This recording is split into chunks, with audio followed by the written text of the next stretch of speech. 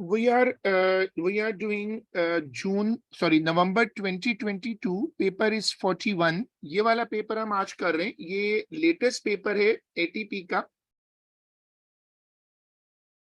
मैंने ये paper group पे भी डाला है, आप इसको ग्रुप से भी देख सकते हो. मैंने ये पेपर ग्रुप पे भी पोस्ट किया है, वहां से भी आप इसको देख सकते हो.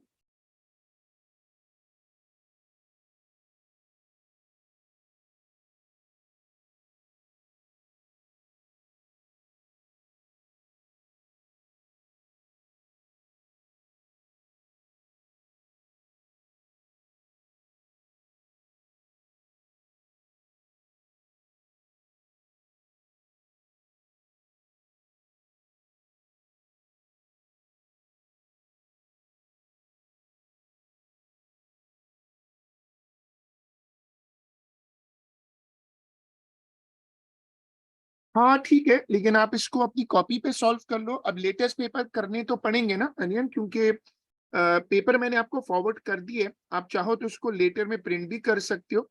और हमें लेटेस्ट पेपर तो करने हैं. अब अप्रैल शुरू हो गया.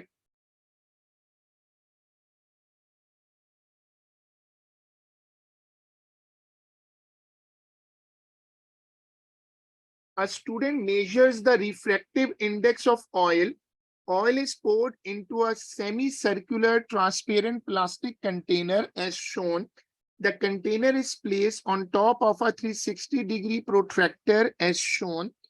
इसने नीचे ना 360 डिग्री वाला प्रोट्रैक्टर शो किया हुआ है, और ऊपर इसने ऑयल है, कंटेनर है, फ्लैट साइड है. The line AB shows the position of the flat side of the plastic container.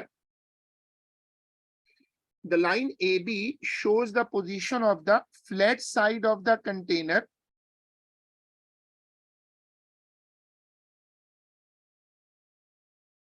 A ray of light is incident at the midpoint of AB with an angle of incidence 30 degree as shown.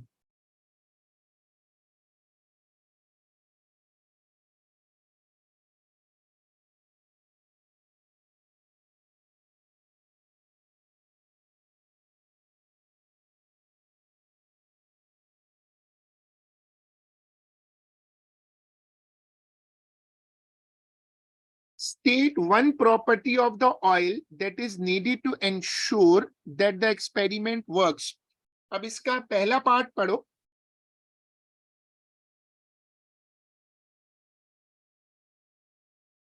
अच्छा, लेकिन मेरे पास से तो share हो रही है Jain. Alien, आपको screen दिख रही है क्या? Can you view the screen? Jain कह रहे हैं कि स्क्रीन शेयर नहीं हो रही.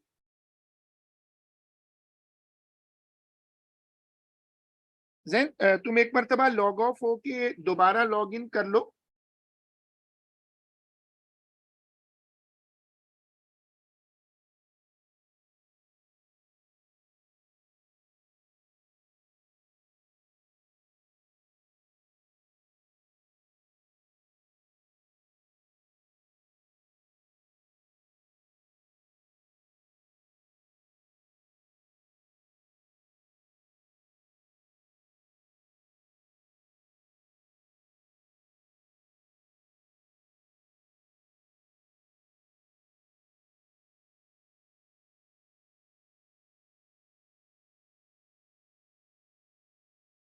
अब जो ऑयल है वो कई तरह के होते हैं. ऑयल काफी डेंस भी होते हैं, ओपेक भी होते हैं, ट्रांसपेरेंट भी होते हैं. अगर आप एक लाइट का एक्सपेरिमेंट कर रहे हैं, अगर आप एक लाइट का एक्सपेरिमेंट कर रहे हैं, तो आपकी पहली प्रायोरिटी ये होगी ना कि ऑयल ट्रांसपेरेंट हो.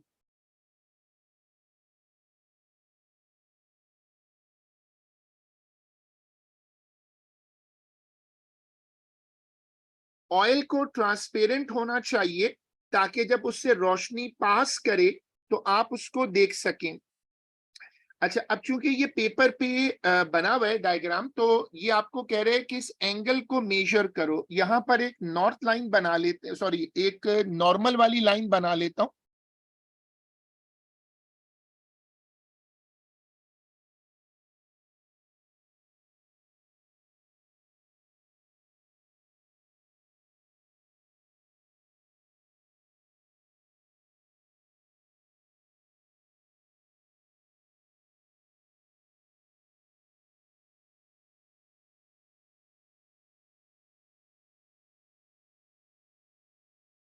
मैंने ऐसे लाइन बना ली।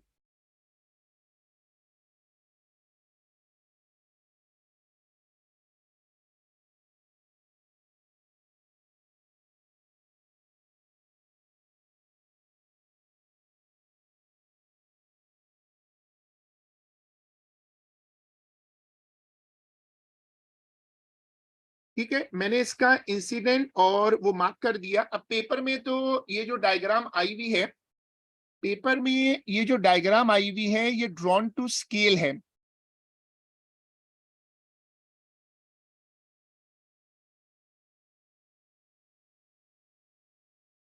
तो इसी के ऊपर हम अगर यहां से मेजर कर लेते हैं, आप इसको यहां से गिन लो।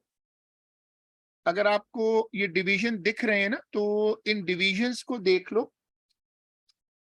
ये है नॉर्मल। ठीक है, यहां से गिन लेते हैं कितने हैं।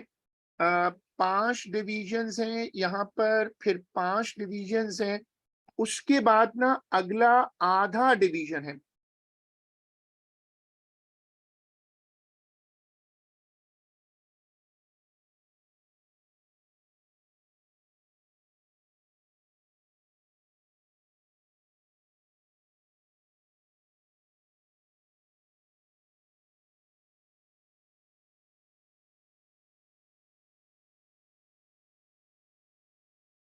मैं इसको अगर लेबल कर दूं 0, और यहाँ पर है 90।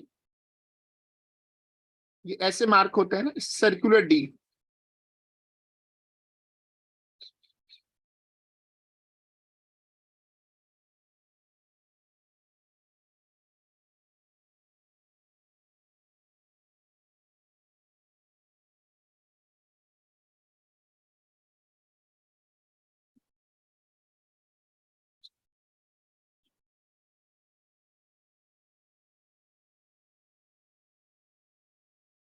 मैंने ऐसे मार्किंग कर दी, देखो। अब तुम लोग बताओ कि जहां ये रीड हो रहा है, ये कितना है।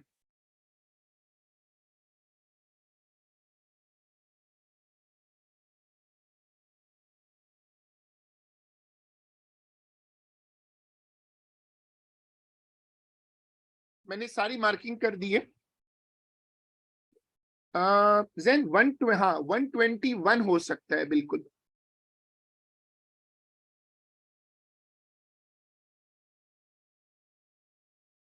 120 कैसे?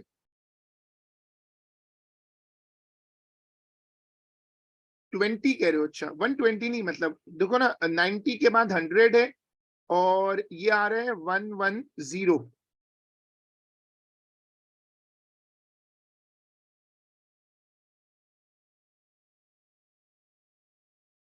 तो एक छोटे डिवीजन पे 2 जा रहा है।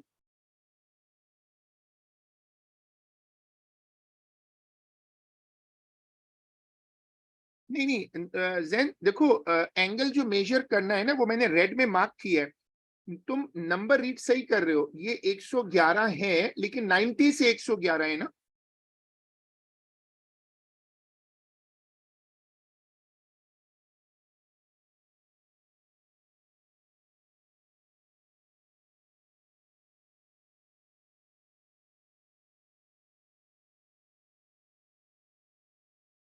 ऐसे रीड होगा।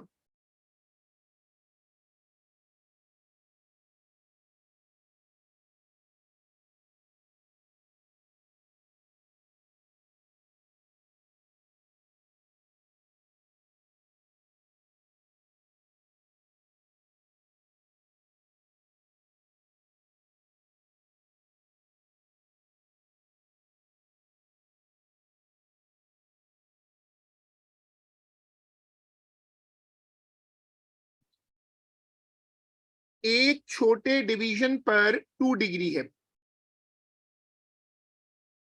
तो जहां मैंने क्वेश्चन मार्क डाला है, वहां पर ये हो जाएगा।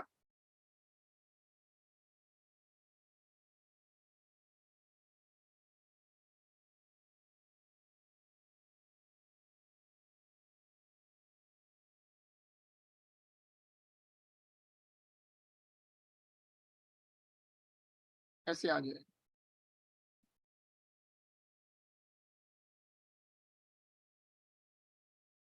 The student repeats the procedure described in part A and measures the angle of refraction R for angle of incidence 15, 45, 60, 75. The results are shown in the table. Complete the table with your value of R.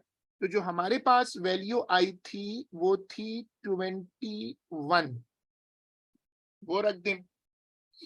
अब आप लोग अगर ये paper आपकी book में ना हो तो आप एक ग्राफ पेपर लेकर आ जाओ।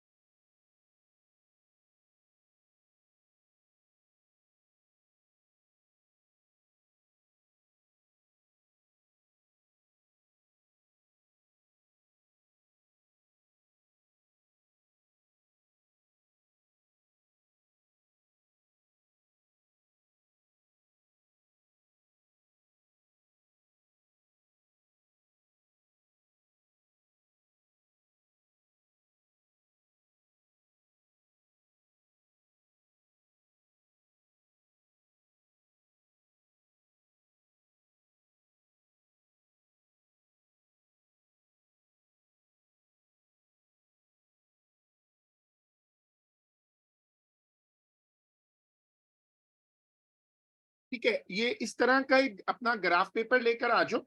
और he says के on the graph provided start from 0 0, plot a graph of R on y axis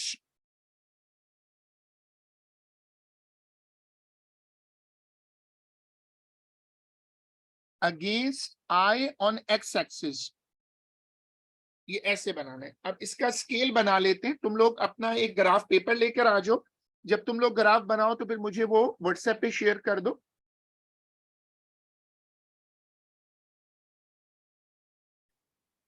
are गया है 45 तक।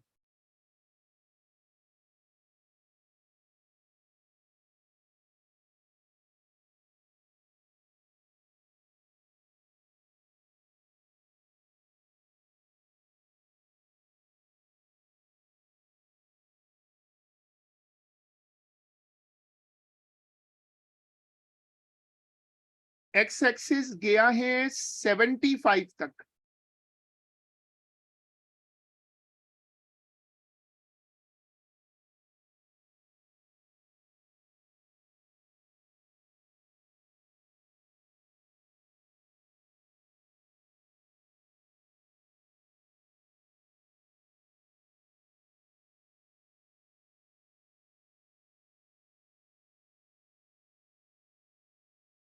अब तुम लोग ऐसा करो कि ये जो टेबल है इसकी एक पिक्चर कर लो और टेबल की पिक्चर ले लो, ये जो ऊपर टेबल बना हुआ है, और तुम लोग भी इसको प्लॉट करो।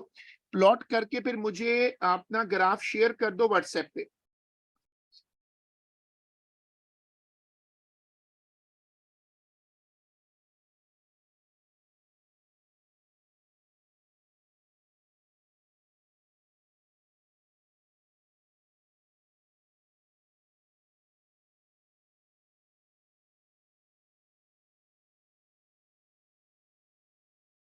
सही है, ये वाली स्क्रीन की इसकी टेबल की पिक्चर ले लो।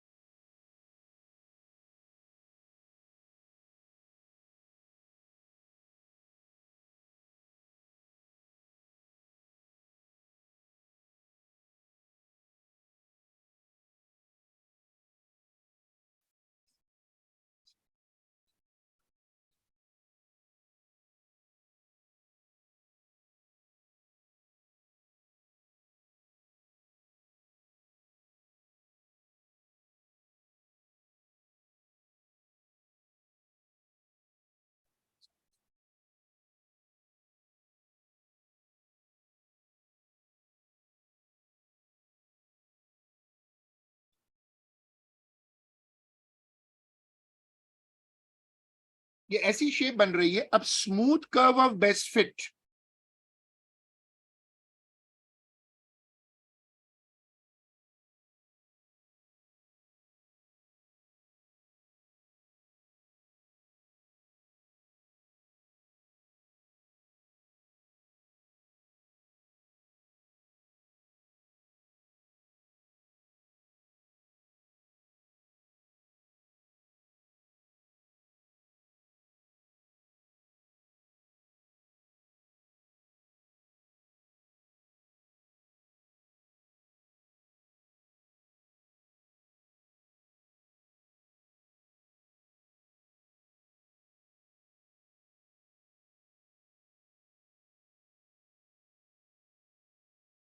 ये इस तरह की शेप बन रही है।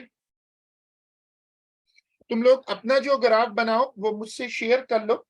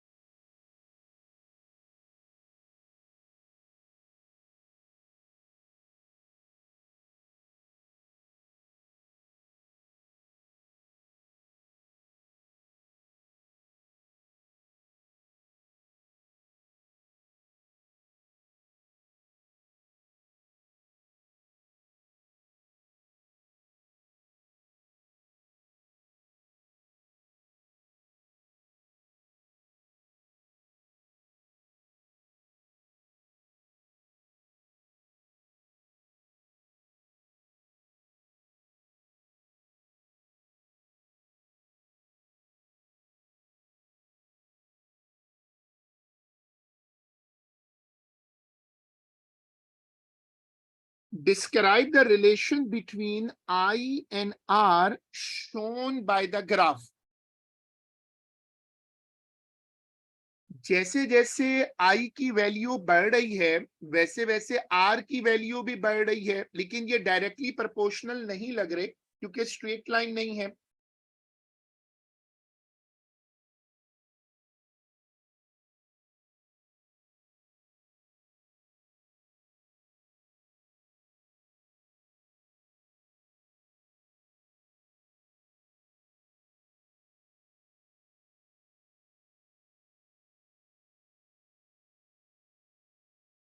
जैसे जैसे I इंक्रीज करेगा R ऑल्सो इंक्रीज करेगा।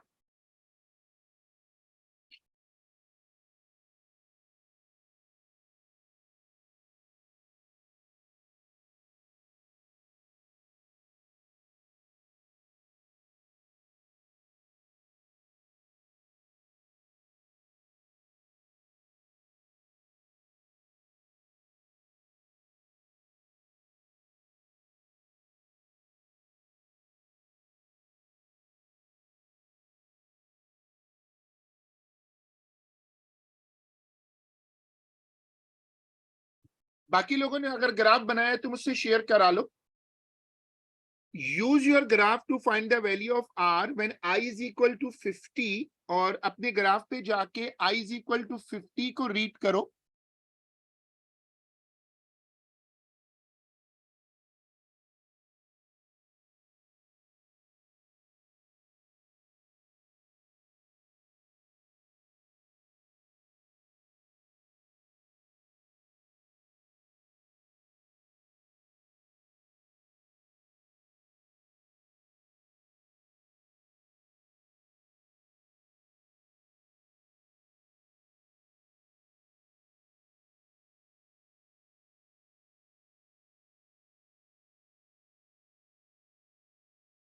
मेरे पास ही कुछ ऐसे आ रहा है, 33 और 34 के बीच में आ रहा है।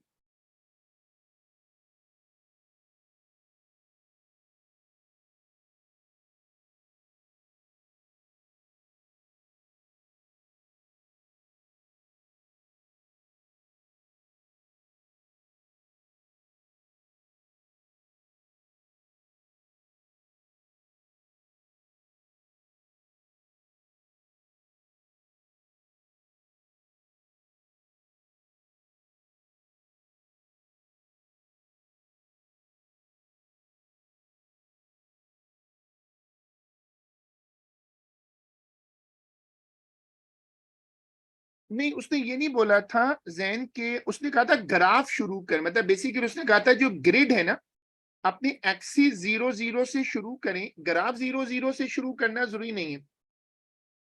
वैसे तो 0 0 होगा, जब आई 0 होगा तो आर भी 0 होगा, लेकिन उसने ऐसा नहीं बोला था कि तुम लाइन को 0 0 तक ले जाओ।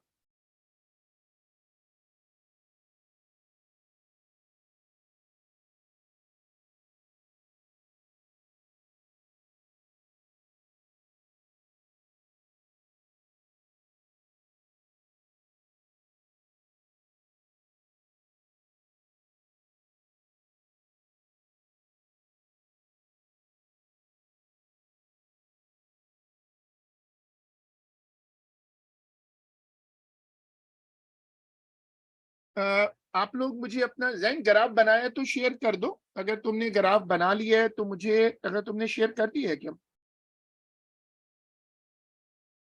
अच्छा हाँ ठीक है, राइट। नहीं, इसको ओरिजिन से मत गुजारो, तुमने इसको डबल शेप दे दिया है, डबल कर्व नहीं बनाओ, सिंगल, मतलब इसको तुमने डबल 2 मरतबा बेंड किया है ना, डबल बेंड नहीं करो, सिंगल बेंड करो। इसको ओरिजिन से जोड़ना जरूरी नहीं है।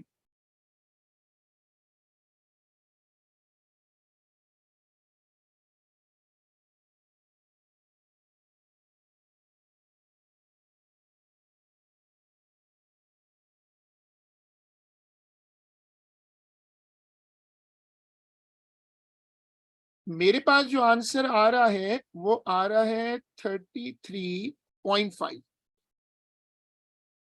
Theory suggests that the refractive index N of the oil is given by this. Using I and your values of R from B part 3, calculate a value of R N, give your answer to an appropriate number of sig fig. वो significant figures जो हैं वो कह रहे हैं उनका ख्याल रखिएगा।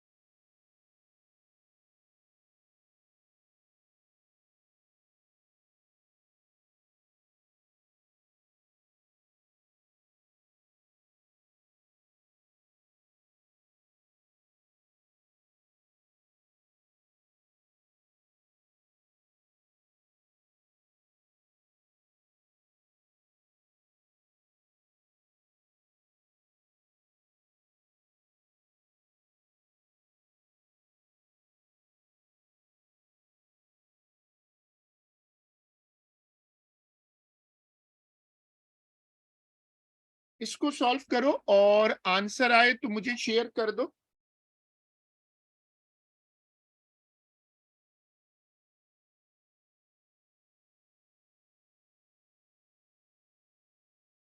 मेक श्योर कि आपका जो कैलकुलेटर है वो डिग्री मोड में होना चाहिए।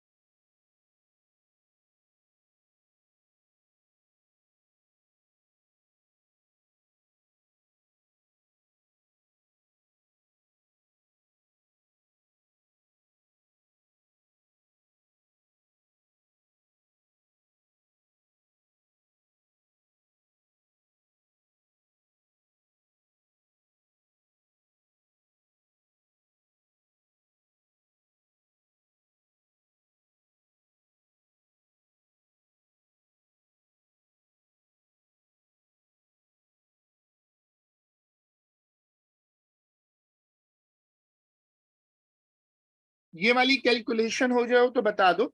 Sketch the graph when sine R is plotted against sine I, no calculation are required.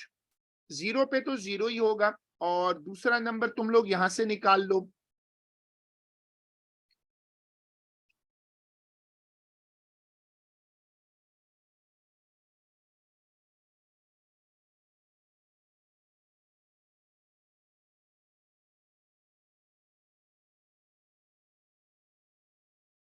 One point four, अच्छा।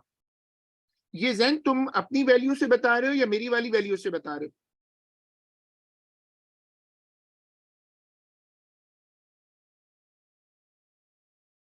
सही, सेट है। चलो अब देखो, sketch the graph when sine R is plotted against sine I, no calculations are required.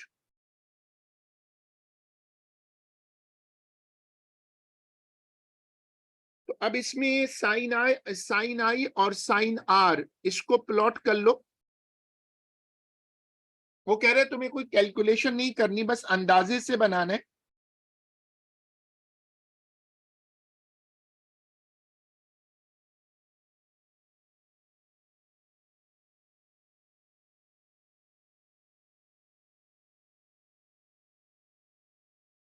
क्योंकि ये constant है ना, देखो इसका जो ग्रेडियंट होगा वो n होगा, और n इज अ कांस्टेंट। तुम लोगों ने फिजिक्स में पढ़ा है कि अगर ग्रेडियंट कांस्टेंट हो तो लाइन स्ट्रेट आती है। अगर ग्रेडियंट कांस्टेंट हो तो लाइन स्ट्रेट आती है। तो तुम्हें इसमें एक स्ट्रेट लाइन बनानी है। उसने खुद मना किया है कि कैलकुलेशन मत करना।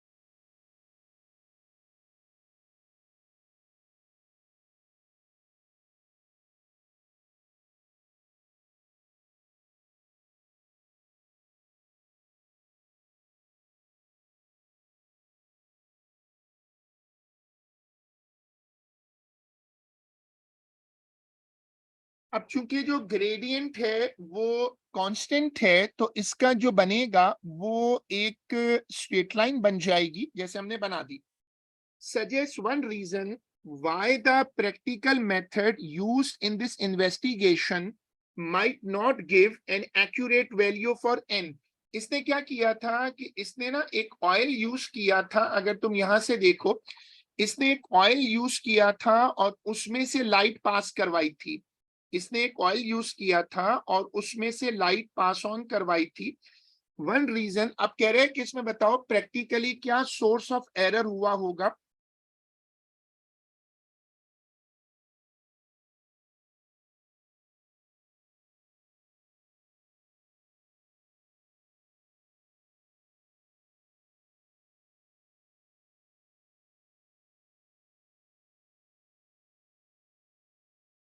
अब तुम इसको यहाँ आकर देखो, यहां से तुम्हें समझ में आएगा कि इट्स अ कंटेनर।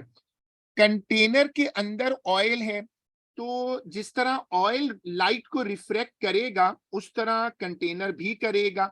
यानी प्लास्टिक का कंटेनर होगा और उसमें ऑयल डला हुआ है, तो जो ऑयल है वो तो रिफ्लेक्शन कर रहा है, प्लास्टिक भी करेगा।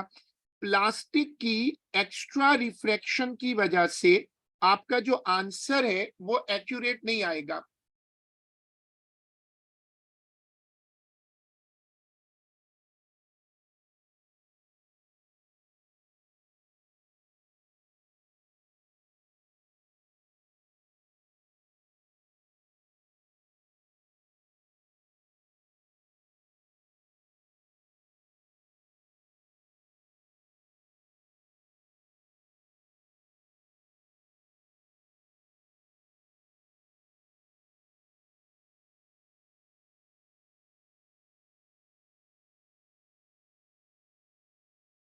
जो प्लास्टिक है वो भी रिफ्लेक्ट करेगा।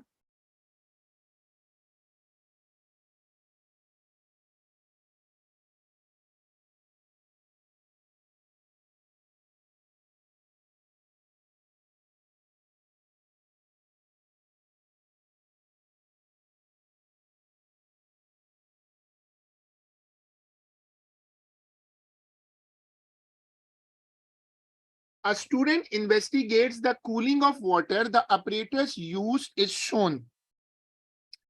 इसके पास एक बीकर है, उसमें 250 सीएम क्यूब का बीकर है, 500 सीएम क्यूब का बीकर है और थर्मोमीटर है, स्टॉप क्लॉक है। ये एक्सपेरिमेंट करना चाह रहा है कूलिंग वाली जॉब पर।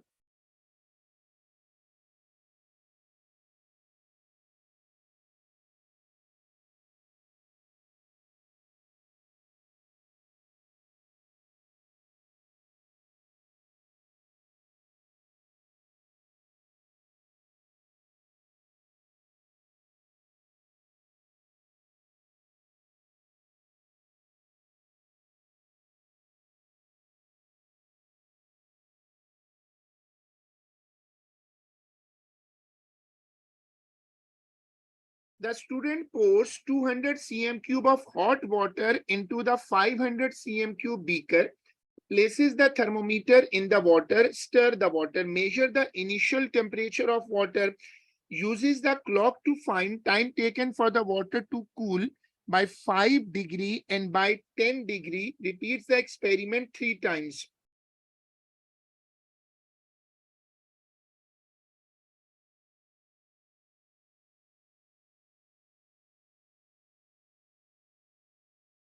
अब ये सवाल कई मर्तबा आता है कि बताओ वाटर को स्टर क्यों करेंगे। इसका वो मशहूर आंसर है कि जब आप स्टिरिंग करते हैं, स्टर करने का मकसद ये होता है कि हीट यूनिफॉर्मली डिस्ट्रीब्यूट हो जाए।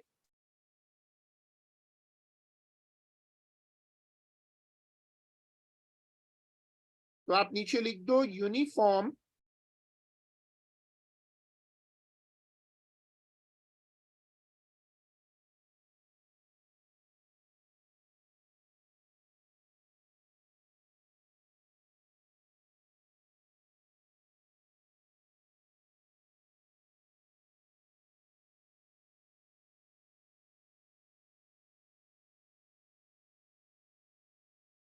The student uses 200 cm cube of hot water in the same beaker in each test. One other experimental variable that the student keeps constant to make a fair comparison. उसने एक तो पानी को same रखा हुआ है 200 cm क्यूब। फेयर कंपैरिजन करना है तो क्या करना होगा कि हर बार जो पानी ले उसका इनिशियल टेम्परेचर सेम होना चाहिए। जो भी पानी वो लेता है उसका इनिशियल टेम्परेचर अगर डिफरेंट होगा तो रीडिंग वेरी कर जाएगी। तो वो जो गर्म पानी डाल रहा है उसका टेम्परेचर सेम होना चाहिए initially.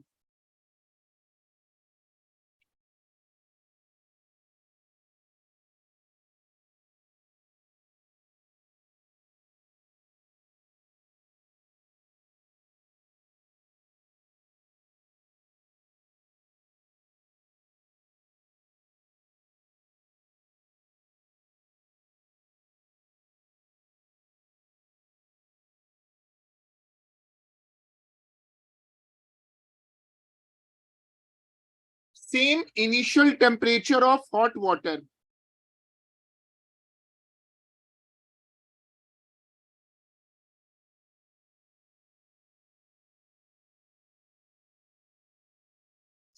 Table 2.1 shows the results obtained by the student. Trial 1, trial 2, trial 3. 5 degree कितना टाइम लगा और 10 डिग्री का डिक्रीज में कितना टाइम लगा. अब आप इसका मुझे एवरेज निकाल दो. 82, 84, 82.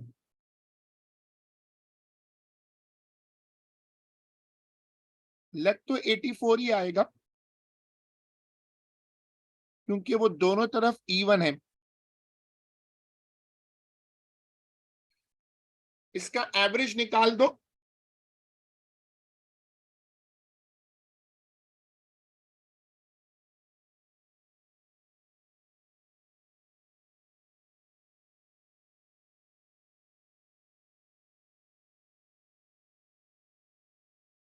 $83 सही.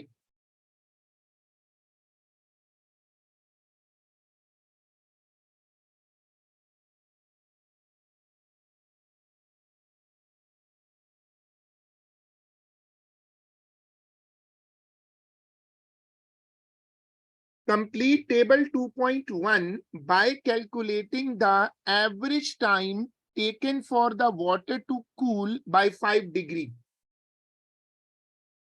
तो हमने वो कर दिया. 83 आ गया ये वाला. आगे पढ़ो. Suggest one reason why the time taken for the water to cool by 10 degree is not double the time taken for the water to cool by 5 degree. 5 degree का एवरेज है 83 और 10 डिग्री का उसका डबल नहीं है.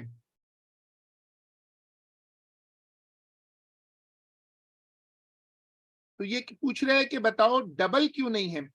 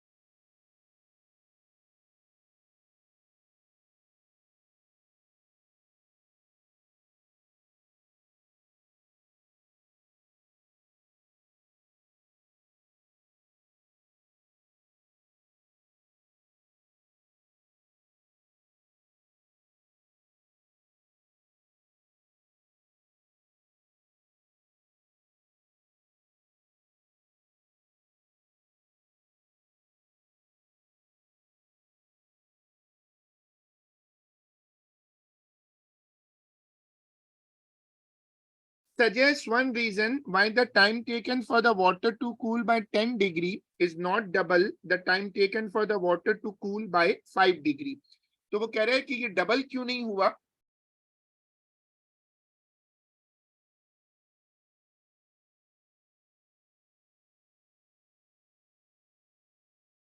चलो इसका एक आइडिया दो. why it's not double.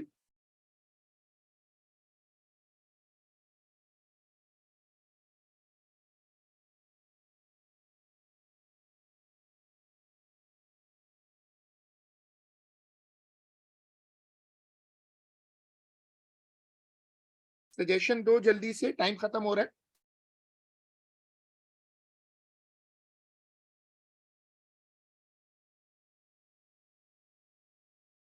इसका जवाब ये है ना कि जो टेम्परेचर होता है, देखो इसका आइडिया क्या है जैन के, जो टेम्परेचर की वैल्यू होती है वो एक्चुअली रेशो में नहीं होती. बड़ा सिंपल सा जवाब है कि टेम्परेचर और टाइम का रिलेशन लीनियर नहीं होता. ऐसा नहीं होता कि अगर आप एसी चलाएं और पहला सपोज के 5 डिग्री 10 मिनट में कम हो जाए तो अगला 5 डिग्री भी 10 मिनट में कम होगा. जैसे आप कुकिंग करते हैं तो शुरू में ज्यादा टाइम लगता है. तो असल में टेम्परेचर और टाइम का रिलेशन जो है वो लीनियर नहीं है. तो आंसर क्या होगा कि इट इज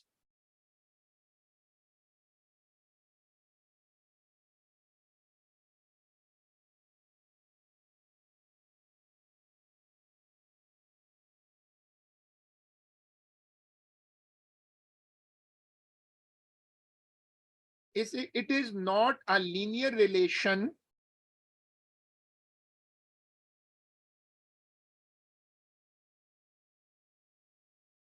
ये पानी ठंडा होगा, रूम टेम्परेचर की तरफ आएगा, तो इसका मतलब है कि जो रेट ऑफ कूलिंग है वो चेंज हो रहा है।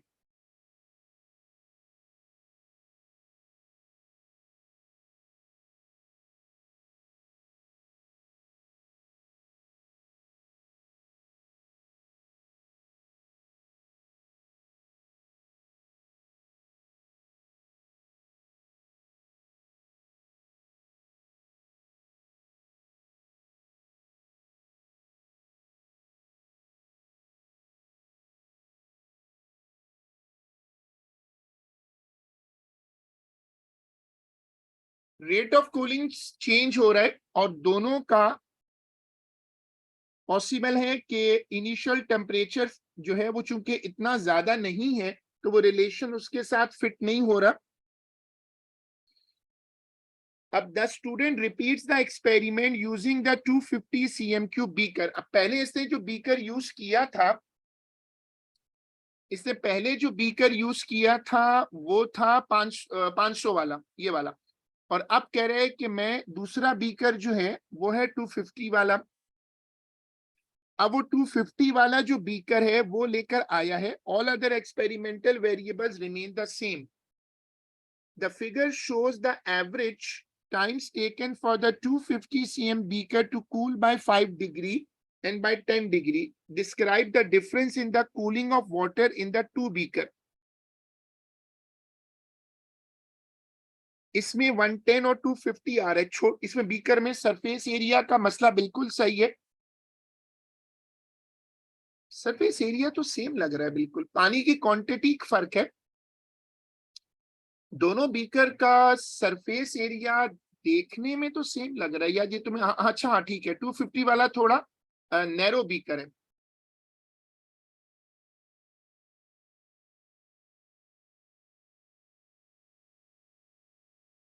250 वाला बीकर जो है ना वो थोड़ा छोटा लग रहा है।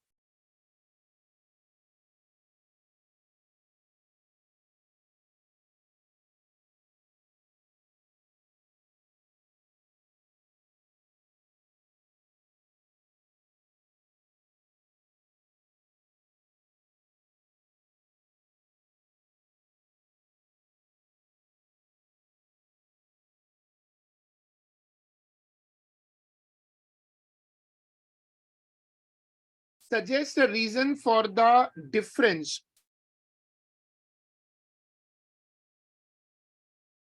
अच्छा ये मैंने गलत जगह लिख दिया, सॉरी, इसका रीजन तो नीचे लिखना है।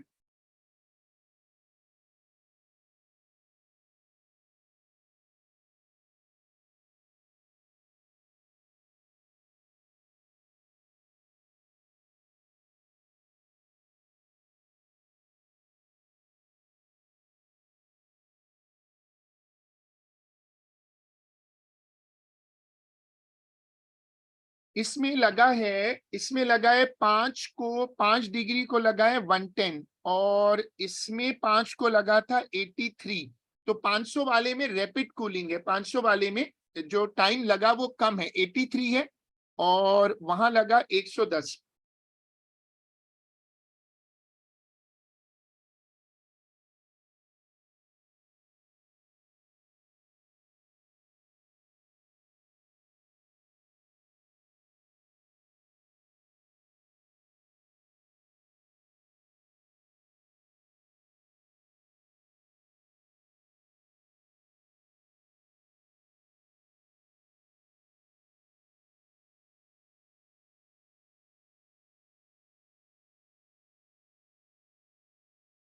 रीजन क्या होगा इसका? इसका रीजन होगा ग्रेटर सरफेस एरिया।